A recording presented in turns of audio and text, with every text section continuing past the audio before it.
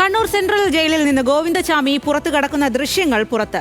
10B ബ്ലോക്കിലെ സെല്ലിൽ നിന്ന് പുറത്തേക്ക് കടക്കുന്നതും ജയിൽ കോമ്പൗണ്ടിലൂടെ പതുങ്ങിപ്പോകുന്നതും ദൃശ്യങ്ങളിലുണ്ട്. അതേസമയം ജയിൽ ചാട്ടത്തിനകത്തു നിന്നോ പുറത്തുനിന്നോ സഹായം ലഭിച്ചിട്ടില്ല എന്നാണ് പോലീസിന്റെ കണ്ടെത്തൽ.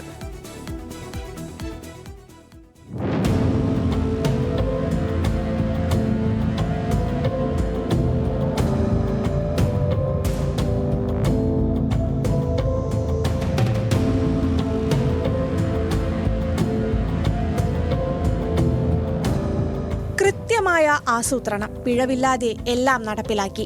വെള്ളിയാഴ്ച പുലർച്ചെ 1:16 എല്ലാ സുരക്ഷാ സംവിധാനങ്ങളെയും മൂകസാക്ഷികളാക്കി സൗമ്യ വധക്കേസിൽ ശിക്ഷിക്കപ്പെട്ട കൊടും ക്രിമിനൽ ഗോവിന്ദചാമി കണ്ണൂർ സെൻട്രൽ ജയിലിലെ 10B ബ്ലോക്കിലെ സെല്ലിൽ നിന്ന് പുറത്തേക്ക്.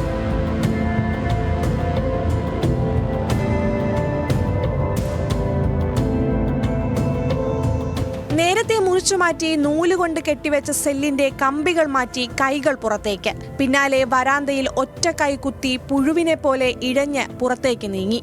വരാന്തയിലിരുന്ന സെല്ലിലേക്ക് കൈയിട്ട് ഒരു സഞ്ചിയുമെടുത്ത് സെല്ലിന് സമീപത്തു നിന്നും ഓടിയകന്നു. പുറത്തെത്തി ജയിൽ കോമ്പൗണ്ടിൽ പതുങ്ങി നടക്കുന്ന ദൃശ്യങ്ങളും ജയിലിലെ തന്നെ CCTV ദൃശ്യങ്ങളിൽ വ്യക്തം. ഗോവിന്ദചാമിയെ പോലൊരു കൊടും ക്രിമിനൽ 3 മണിക്കൂറിലേറെ സെല്ലിന് പുറത്തുണ്ടായിട്ടും ആരും ഒന്നും അറിഞ്ഞില്ല. ഇനി ആരുടെങ്കിലും സഹായം ലഭിച്ചെങ്കിൽ കണ്ടില്ലെന്ന് നടിച്ചു. ജയിൽ ചാട്ടത്തിന് അകത്തുനിന്നോ പുറത്തുനിന്നോ ഗോവിന്ദചാമിക്ക് സഹായം ലഭിച്ചില്ലെന്നാണ് പോലീസ് കണ്ടെത്തൽ. 4 സഹതടവുകാർക്ക് ചാടാൻ പദ്ധതിയിട്ട കാര്യം നേരത്തെ അറിയാമെന്നും പോലീസ് കണ്ടെത്തി. വിശദമായി ചോദ്യം ചെയ്യേണ്ട തടവുകാരുടെ പട്ടികയും പോലീസ് തയ്യാറാക്കിയിട്ടുണ്ട്. ന്യൂസ് മലയാളം, കണ്ണൂർ.